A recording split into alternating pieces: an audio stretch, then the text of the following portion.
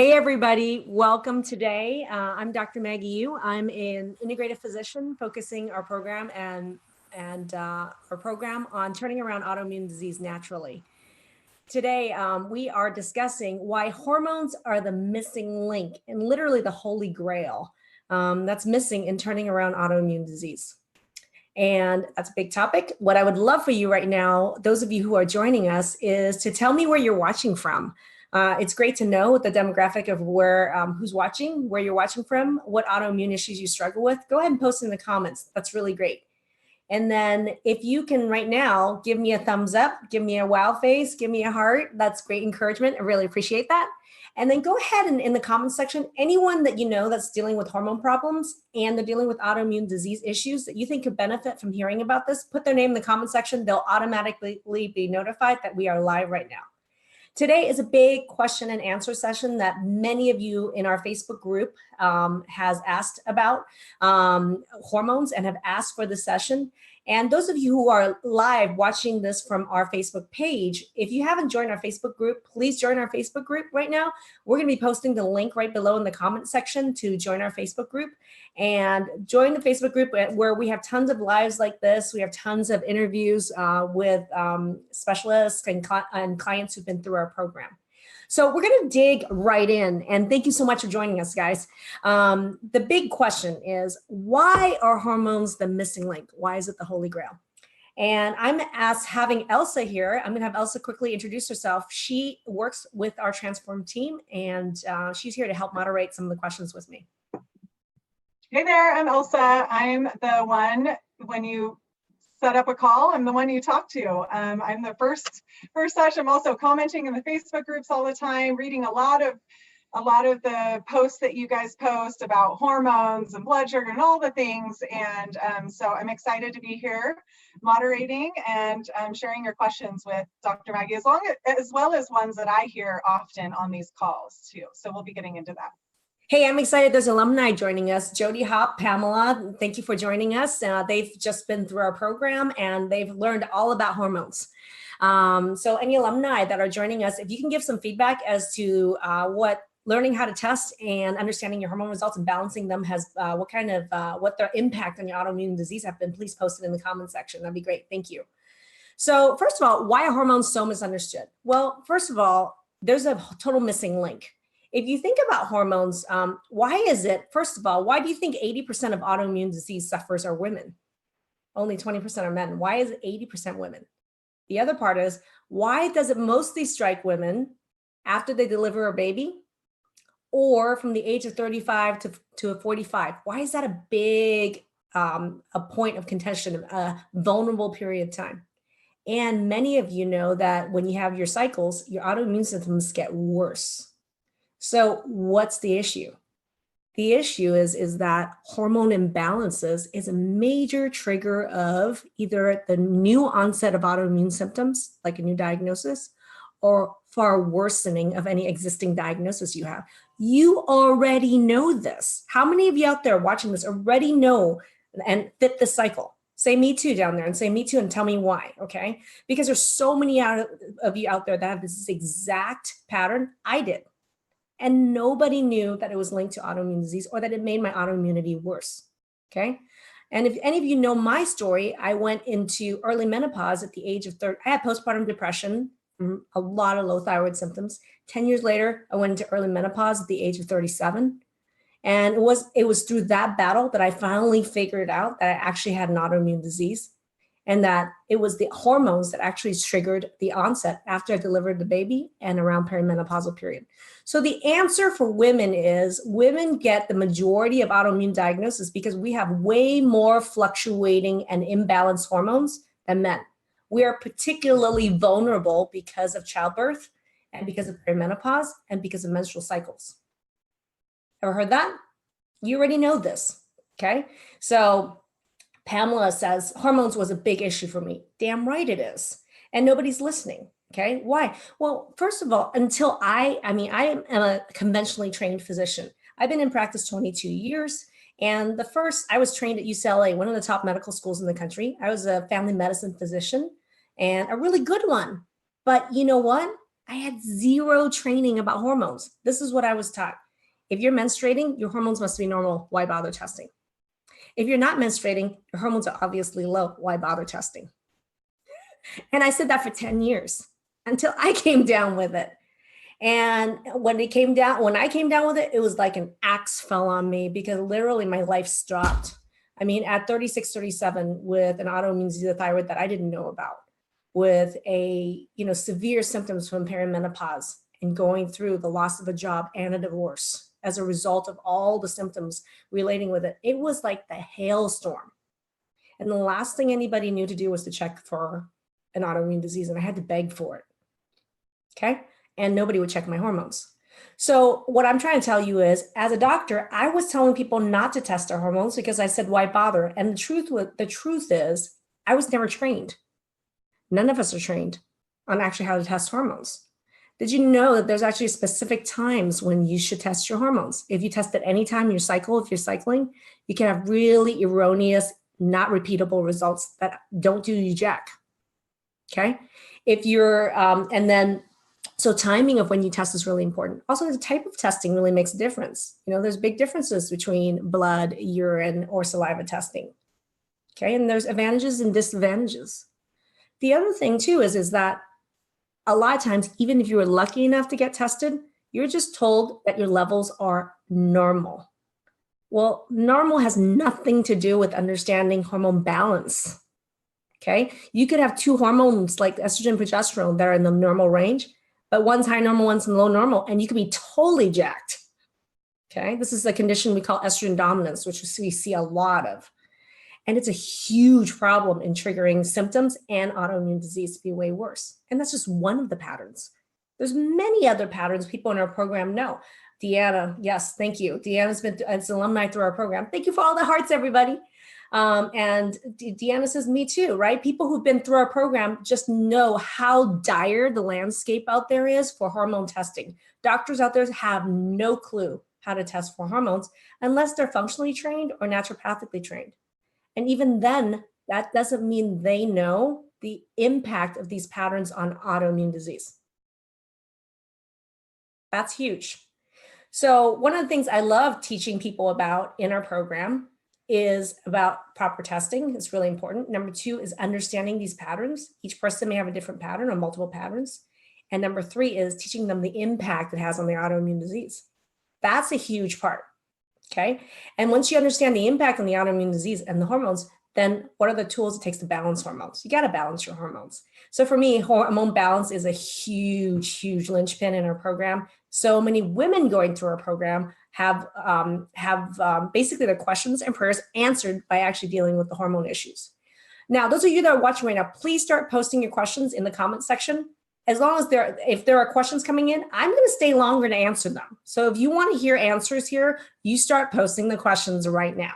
Okay, post the questions, start to share this by sharing it to your personal page or to a group you belong to, or posting the names of people that you know could benefit from this. Okay, and right now I'm going to, so that's a little bit of the basic landscape of hormones and where they're at. We have, we have an online program. It's a 2-month program to help people turn around their autoimmune disease naturally. And a huge part of our program is using a data-driven approach to actually, part of it is testing hormones, identifying the patterns, and it's educational. So you learn and you get empowered on how to balance hormones. Your doctors don't know how to do that, and much less, who the heck's going to teach you how to do that if your doctors don't know how to do that? So this is really a black hole in people dealing with autoimmune disease. And that's one of the major reasons why we get results and outcomes that are crazy, that look like miracles that other people can't, because nobody is empowering and teaching people how to balance hormones. Okay, so I'm ready to start some questions. Elsa, I'm going to have you start giving me some of the questions from the group and from the page. And guys, start listing your questions. You asked for this. All right, one of the questions I have is actually one that I often get on calls. So I'd like to start with that one. It's, what do you do if you've already had a hysterectomy? Because a lot of people we work with or are reaching out for help have already had a hysterectomy and don't know what can be done about their hormones, if anything.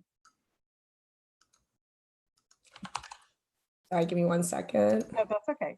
Okay, so just because you've had a hysterectomy doesn't mean you don't need hormone balance. In fact, you need more hormone balancing. I mean, this is actually an extremely vulnerable population. Think about it. Why the heck did you get a hysterectomy in the first place? Because your hormones sucked. Because you're bleeding, you had fibroids, you had endometriosis, you had, all this pain. Why do people get hysterectomies? Because their hormones sucked and their doctor didn't know how to actually balance their hormones. Their only option was surgical. So what? Take away your uterus. But that's a hormone making organ. But there are also other hormone making organs that are left. You still have ovaries, you still have adrenals, you still have your thyroid. And the hormone imbalance that created the problem with the bleeding in your uterus still is being created by your ovaries. So the problem is you might stop bleeding. You might have removed the fibroids, but that doesn't mean you still don't have a ton of symptoms like brain fog, fatigue, insomnia, irritability, okay? Memory loss, weight gain, swelling. I can go down this list. How many of you have hysterectomies and was told that this is your hallelujah, only to find out after your hysterectomy, you still have a shit ton of hormone problems? How many? Say me too if it's you, all right? So to me, it's irrelevant whether you've had a hysterectomy or not. You still need hormone balance because you still have ovaries, you still have adrenals, and you still have thyroid. And even if you had your ovaries removed, you still have adrenals and you still have thyroid. They still need balancing, and they're still playing a huge role in making your autoimmunity way worse. Yeah, Autumn Dawn was writing about how she changed her diet and that helped with hormones. Can you speak to diet and the role? Yeah, that's a huge part. So for me, we transform autoimmune disease naturally. So hormone balancing is not about necessarily only taking hormones. Some people may need to take hormones, most people don't. So there's many ways in which you can balance hormones, and many of them are diet and lifestyle related. So that's a huge part of what we teach. Depending on what the patterns are, you may actually be using food, and we have a functional nutritionist in our program as well. And we support basically helping people learn about the liver is actually a huge part of what helps you actually break down hormones, make hormones, detoxify your body. So a huge part of our program is liver health, teaching people how to use the liver to your advantage to actually balance your hormones. So food is a huge part of that. And depending on the problem, there's many, like either, food itself, and there's also herbs that you can do. And there's also lifestyle and movement that you can do to actually help balance hormones. And that's all part of our program because it has to be. My most important thing and goal is actually to equip people with many tools to do something. Whenever you meet someone, they tell you there are no tools to do it, I'm going to call BS. And number two is if they tell you there's only one tool and one way to do it, and it's either a medication or surgery, I'm going to call BS on that one as well. Because guess what? There's hundreds of tools. And my job, not only am I an MD, but I'm a teacher. I love teaching people to have 20 tools to deal with one problem. Why? Because there's many ways you can solve it. It doesn't have to, not everyone needs a hysterectomy, man. 90% of hysterectomies probably could have been totally avoided. Okay, so diet's huge. All right.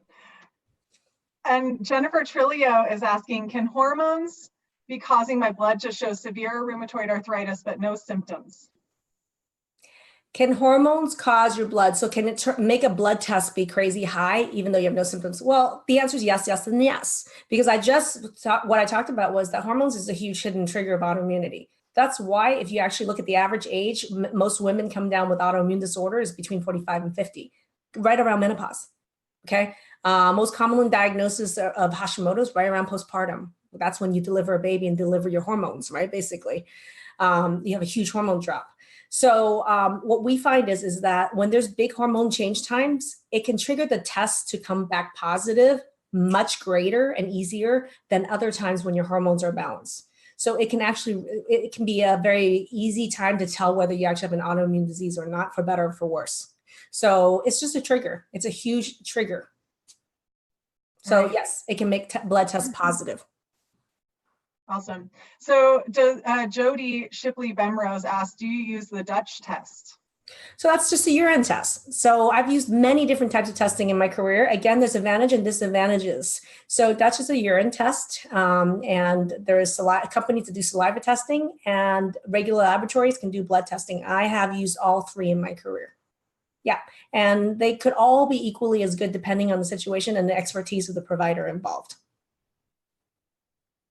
Yeah, that's what I was going to say is a lot of people have had a lot of these tests and the person looking at them doesn't always know how to look at them, right? And so you can, Try that 99% of the time. yeah, like always. Yeah. Yeah. And that's the issue too. Sometimes even if you do get the right test, do you have an expert that's actually knows how what the patterns are? And sometimes I've had people had blood work or saliva or even urine testing and be told that they're normal. When I look at it, I'm like, wow, I don't even understand how that's possible. That's interpreted as normal. So I think it's really important to understand the test thoroughly, whichever the pattern is, but it's hard to do on your own. It's impossible to do on your own. So that's why, to me, working with providers or in a program like this that educates you on it is really key. That's awesome. Can you speak a little bit more on men and hormones and the role they play? Totally huge. So what I have found is that there's a huge hormonal link. Men with autoimmune disease, I've almost never seen normal hormones on. So men with Crohn's, men with rheumatoid arthritis, Sjogren's, what I have found that universally, there's always some huge disturbance in their thyroid, their adrenals, or the testicular hormones. So this is no joke. And I will tell you right now, universally, of all the men that I've seen with autoimmune disease in my experience, not one had hormones tested. Not one. And not one had normal hormones. To me, that's an abomination. There's a lot of focus on women and hormones, and I feel like men and hormones are just totally ignored in general, unless there's an erectile dysfunction problem. But this is not an ED problem. This is an autoimmune problem and a general health and mental health problem. So for me, many men have autoimmune disease, suffer with anxiety, depression, brain fog, weight loss, and no one's ever even tested their hormones. So to me, it's really crucial. We have men in our program. We have children in our program. Everybody needs to get their hormones tested, because how can you recover? We have Tyler. If you guys haven't seen it, we have an interview with Tyler and in our Facebook group, look under Tyler. And he was dealing with Crohn's, Sjogren's, many autoimmune disease diagnoses. Not one person tested his hormones. And he'll tell you in his interview that he found out his hormones was in the tank. And that was really critical to his comeback. And he was losing weight, literally dying. And Tyler, if you're watching, say hi, please.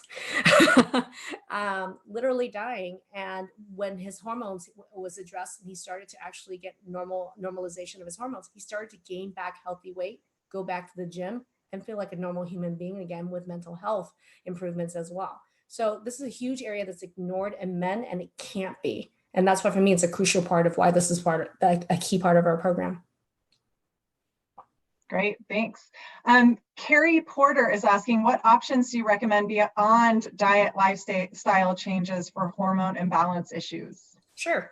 So what you find is that any sort of food and herbs that actually really help your liver out is, again, I mentioned that liver is really huge and liver is often misunderstood. I can literally give probably a 2-day session on liver health itself and the role of liver in making hormones, detoxification. So whenever you read that there are herbs that are helpful for your liver, okay, like dandelion, milk thistle, like dim, some of these herbs are really curcumin that are really helpful for the liver. They are going to help with the breakdown and balancing of some of these hormones. So you'll see a lot of formulas for hormone balancing that will contain some of these herbs. Again, though, I'm really huge on data, because if you have a pattern where, there's totally different patterns, like there's probably 6-7 different patterns in hormones alone, then that's ovarian and testicular hormones, not even adrenal hormone patterns. If you don't understand what the exact pattern is, I can sit here at the wazoo, tell you what herbs are quote unquote good for hormones, but they may not be good for that particular situation. So for me, that's why the data and your education is key, because when you understand what the data means and you're educated on what to do with that pattern, then you can be very strategic about the herbs that you take to actually balance that particular problem. From a diet standpoint, what I found is that a diet that is very high in leafy green vegetables is really great for hormone balancing. So the fiber in it is really helpful because it carries out the hormone breakdown products. So you've heard Dr. Jolene Brighton has said this, and she's written a book on Beyond the Pill. And I think I heard her say this. She said, if you don't poop you can't balance your hormones. And the reason is because the having the fiber, having the hydration moves the poop through, which carries out excess hormones, right? But if you don't poop, it's going to get reabsorbed. All these hormone breakdown products are going to be reabsorbed in the large colon. And then you're going to get this overabundance of hormones and hormone breakdown products, fueling more and more like hormone imbalances, which is what I see all the time. So a high fiber diet that's really rich in leafy green vegetables is huge for any sort of hormone problems and good hydration. There's a comment from Jody Hop, who's in the program with her daughter, and she said, I love how much I learn about hormones in your program. When friends complain about symptoms, I actually can predict what their hormone imbalance is. I love that. I love the learning that happens in the group. So thanks for sharing, Jody. And Jody, we just got off a call with Jody, and we were talking about how she was looking at her daughter's adrenal results. And she didn't particularly like how her daughter reacted to one supplement. And she was asking, she didn't react to the supplement, but based on this pattern, I think this one would be a great this other herb would be a great second choice. And I was like, yes, score, woman. I was like, Jody, did you know that 8 weeks ago? Did you know that 2 months ago? And she's like, hells no. I know she didn't. I talked to her. She was yeah. I love that. Yeah. Thank you, Jody. Yeah, that's awesome. Okay, Debbie Petit Arndt is saying, would you recommend a thyroidectomy if your endo says you need it, or leave it? It has numerous nodules in it, and figure something else out. So I can't really, that's a really loaded question. What I'm going to tell you is this, is that doctors are trained, conventional doctors are only trained on 2 offers, right? I know because I was one of them, okay? And I was trained there and I practiced in that realm, right? We're only trained on medication or surgery, okay? So if the medication doesn't work or they can't throw medication of it, then they're going to recommend surgery. If they can't recommend surgery, then they're going to tell you that you're shit out of luck. They don't know what to do with you. You have a mystery illness, mystery problem. But the problem isn't that there aren't other options. The problem is that there's no training for doctors, conventionally trained, to know what all the other options are. And doctors are pressed for time, and they're supposed to know everything. So what good, well-meaning doctors will err on the side of just saying, well, there aren't any other options, because that's not the exact protocol that they were trained on, that they know. What they don't know, they tend to poo-poo, or they tend to just say, I don't know anything about it. So I can't possibly answer that question specifically, but I can tell you that there are many tools in dealing with thyroid besides the thyroidectomy. So there's many Graves patients that we deal with that have avoided thyroidectomies, or have decreased medication or have gotten off their medication because they have learned other tools of dealing with it. Now, it doesn't mean that medication or surgery is bad. Sometimes that's really the best option. And I have told people that. So this is why it's really important to really educate yourself so that you can actually have a really collaborative type of conversations with your doctors, so you can actually have what I call discernment. Like people in our program, I mean, alumni here, please back me up on this. When you have learned and educated yourself with a master's degree on how to turn around autoimmune disease, when you go in and talk to the doctor, how much discernment have you learned now to be able to tell, well, this really is the best choice and only choice, versus they don't actually really know what they're talking about. Like, if you can't tell a difference between the two, you're going to think it's gold, an only option, or you may think poo-poo everything that they say because you don't have discernment. So to me, we have an educational process around education, around sports, around music, around dance, around fishing. We have educational process around every single thing. Why the hell aren't we having an educational process around autoimmune disease, which is the fight for your life? Isn't that the most important thing, that you should get a degree in education and to actually learn how to do that? But yet our insurance system don't invest in it. People don't invest in their own education in themselves for their health. And it's really important. And these are decisions that are huge. You have to get your thyroid removed. You have to get your uterus removed. You have to get your colon removed. Shouldn't you be educated about this before you remove a third of your colon? I would. How do you really feel? All right. Karen Jamonville was commenting about how when she tries to introduce fiber into her diet, she has to run to the bathroom. I'm buffering here. She gets diarrhea immediately. So how does someone like that deal with hormones naturally and through diet when they're having a hard time introducing fiber? That's a wonderful question. Okay, so that's why for me, general advice, Band-Aid advice that people ask for and want doesn't help anyone. So you can say, what generally helps hormones? Well, yeah, a high fiber diet does. But the truth of the matter is, it's so much more complicated than that. So for example, like how can someone introduce more fiber if, let's say, they're intolerant to some of the fiber they're eating? How many of you are on AIP diets right now? Don't lie, tell the truth. How many of you are on AIP, GAPS, FODMAP, some special diet? How many of you have been on Candida diet, tens of these diets? Now, if they work, cool. We don't need to have this conversation, but they don't work for a lot of people. And one of the reasons they don't work is because people aren't really looking at food mapping the way we do. Okay, food is a huge trigger of autoimmunity. And people with autoimmune disease already have a hyper-triggered immune system. So how likely are they going to overly react to food? 100%. And so there is reliable testing in our program that we do that I'm very specific about, because there's a ton of crap testing out there. And there's a ton of testing that's really not helpful, especially in people with autoimmune disease who already hyperreact in some of these tests. So I'm very specific. Please go and watch my food mapping video in our Facebook group where I go into more detail about that. So you can't add fiber if, let's say, 2 or 3 of the things you're eating fiber, maybe you're intolerant to. So what I'm going to tell people as part of our program is data, right? Not just data around hormones. You need data around food.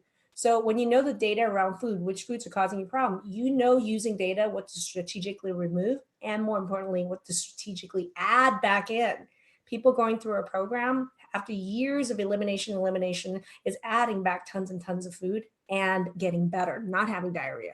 Look at Christina Chun's interview where she could only eat a baked potato on her anniversary dinner with her husband. And now she's eating a ton of stuff and feeling even better and better and better.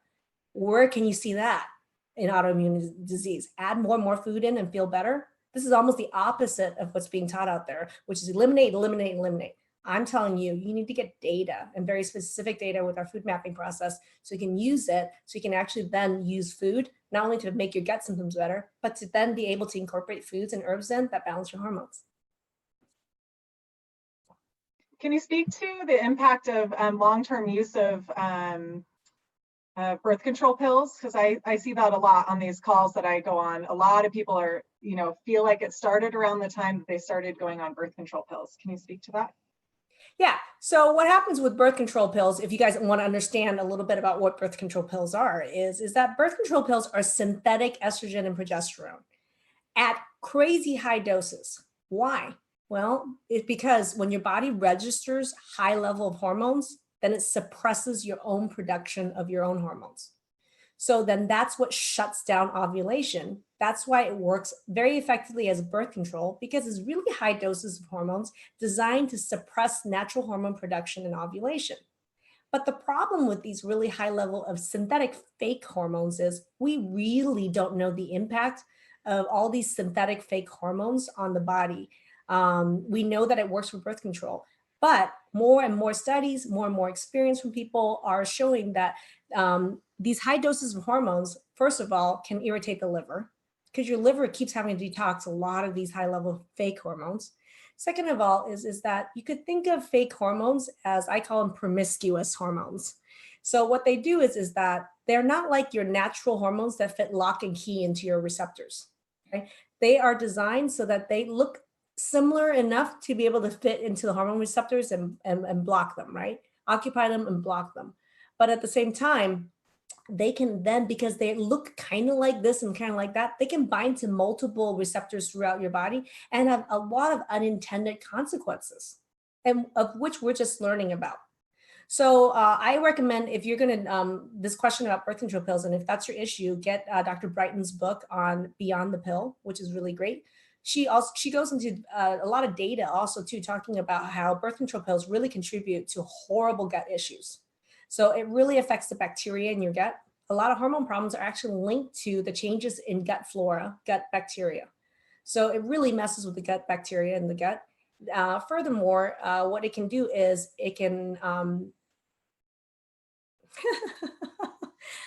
it can best the bacteria in your gut. Oh, it actually impedes the absorption of certain key vitamins that are responsible for hormone balance and other processes in your body. So if it messes up your absorption and balance of copper and zinc, you can kiss hormone balance goodbye. So it does. And so that's the issue, is it really impacts upon gut health, huge. It irritates the heck out of your liver, and it binds to receptors and have many unintended consequences in your body. And we're putting girls as young as 10, 12 years old on this, and women are on this sometimes for decades. So think about the cumulative impact of that. All right, Jen Seacrest asked, could you give me any pointers for real discussions to have with my doctor related to Sjogren, she said, but I think this could apply to hormones in general, how to have that conversation, or autoimmune in general. I think that's probably why we have that's definitely why one of the reasons why we have a program. This patients and people like you do not understand what it takes to actually have all the pieces to have a conversation with doctors that have very little understanding themselves. So if the doctors themselves out there have very poor understanding of autoimmune disease, hormones, food health, nutrition, vitamins, minerals, herbs, if they have no training on that, you're going in to discuss something with doctors that have zero training in it. In a way, I call it like hugging a rock and expecting a rock to hug you back. Well-meaning rock, it's a rock though. So for me, there are doctors like naturopaths and functional medicine doctors that are gaining more and more of an understanding around autoimmune disease, but at the same time, they haven't put it all together. And so it's what I call the piecemeal approach. So you go to the one doctor to deal with your food. You go one doctor to try to deal with Lyme or hormones. You go to another one to deal with muscle testing for this or that. And the problem for me is people spend thousands and thousands of money and hours of time researching Google on the internet every week, just to find out basically that, they're down a red herring, a rabbit hole. And so to me, it is difficult to actually have a conversation with conventional doctors. It's very difficult because you're only going to get meds or surgery. So just understand that. If you want a more nuanced conversation, talk to a naturopath or a functional medicine doctor. But understand that does not make them an autoimmune expert. A naturopath or functional doctor just is maybe an expert in the area they like. So if they like hormones, it might be all they do is hormones, but that doesn't mean they understand the impact of hormones on autoimmune disease.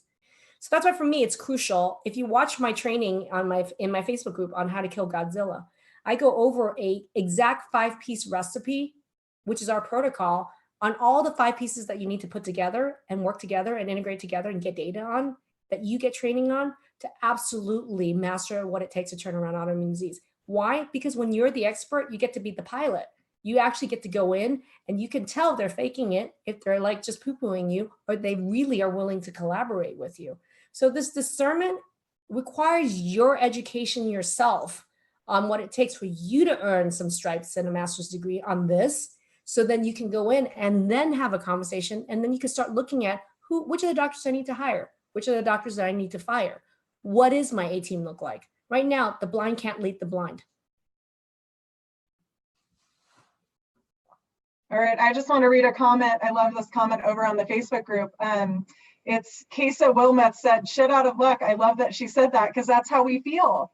But I just want to say you're not out of luck. And I get so excited to talk to people every day. And you can actually, if you're interested in learning to see if you can join our program, if it makes sense for you to join, if we can help you, you can do that at www.drmaggieyu.com/apply, and Cora will post that for you. So we have a couple other questions here. There's Lisa Urian said, what do you recommend if you don't want us on birth control pills? Well, it depends. So again, this is a very nuanced conversation. I mean, a lot of people are on birth control pills to control hormonal symptoms. And it's the worst way worst use is to use that for that. But some people truly need birth control. And I had a conversation with Jessica, who's in our program today, about that, and if Jessica, if you're watching, say hi.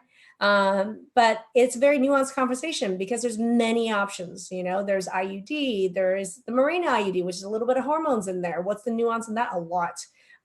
There's no reason why husband can't get a snip snip. Dudes, get it done. That way your wife doesn't have to play hormonal manipulation because you can go get a simple procedure done. Okay.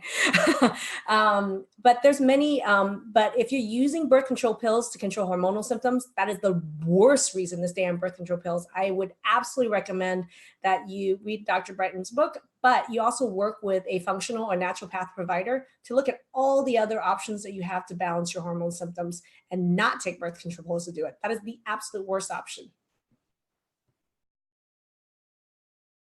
Yep.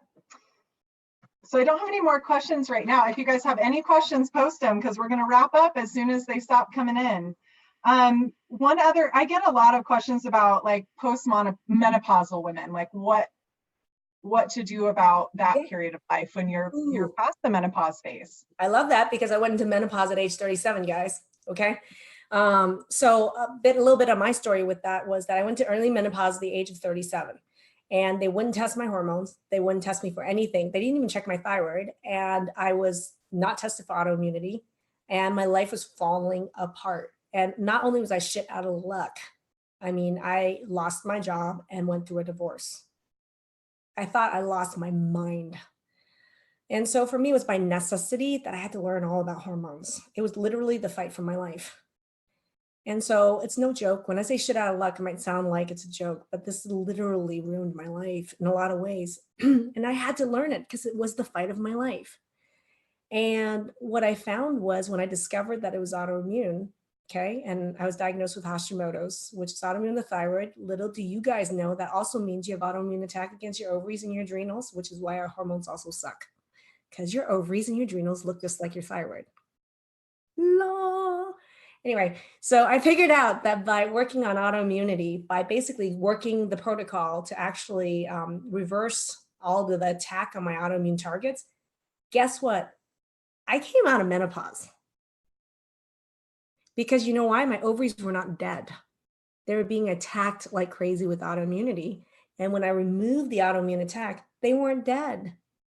So there's a blood test called FSH that tells you if you're in menopause. Anything above like 10 is really, as high as like 80, which means the higher it is, the more dead supposedly your ovaries are. But that's how bad the autoimmune attack was. So what happened was by actually doing this, I was able to back off the autoimmune attack and my ovaries, adrenals, and thyroid started to work a lot better. And guess what? My periods came back. I came out of menopause. And right now I'm 49 and finally going into menopause for reals this time and really gracefully. Thank you very much. But the key for what advice I would have for women going through perimenopause or menopause is that, oh my God, there is such a shit ton that you can do about your hormones. It drives me nuts that you guys are in the dark. So absolutely, hormones need to be tested. You need to learn about what hormone balancing is. There's tons of herbs that can be done to help with hormone balancing. There's a lot of diet changes that really work with that. And I can tell you, but the key to that is understanding that first thing first is don't take no from an answer from your regular conventional doctor. I would say if someone gives you a no for testing, that's a hell's no. Run the other way, find somebody else, but you need to get testing done. And then once you know what the patterns are, then and you see the results, then you can research. But I would recommend working with a naturopath or a functional doctor on learning. I mean, I literally have 50 herbs at my disposal to be able to balance hormones and deal with any symptoms related to perimenopause. Ask people in our program. Those of you in our program alumni right now with hormonal issues, where are you now? Tell people what the results are, okay? It's not a magic wand. It's just training in all these other tools. I love teaching people how to do that. I love that. Catherine Cosgrove is asking, how long after taking hormone supplements should we retest? So talking about retesting.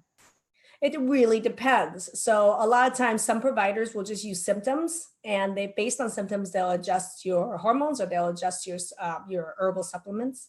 I typically will say, recommend maybe about 6 months.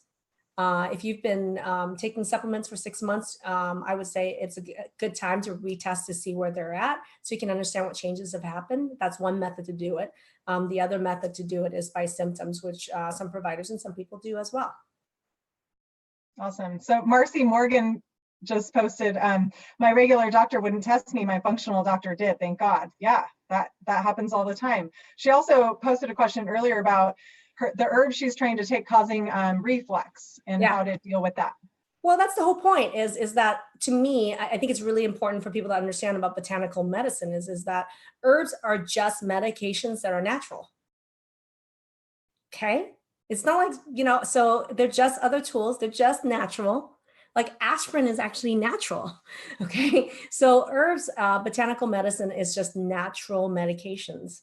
And so you can still have some side effects or you can still be allergic to it. So that's why for you, if you're having a problem with an herb, it's really important to discontinue it. And if it's not life-threatening, you could always retry it again to make sure it really is the herb and it's not something else. And then if it truly is that herb, well, then work with a practitioner that can look at all the other herbs that can do the same thing. I literally, for one problem, I have like 10 herbs that I could use. Okay. So it's like, if you can't do number one, you could do number two, or you could do a combination of number three and number four. There's so much play and fun that I have with hormones. Once you know the tools, it's just like literally the world's your oyster when you understand it. And I love teaching people how to do that.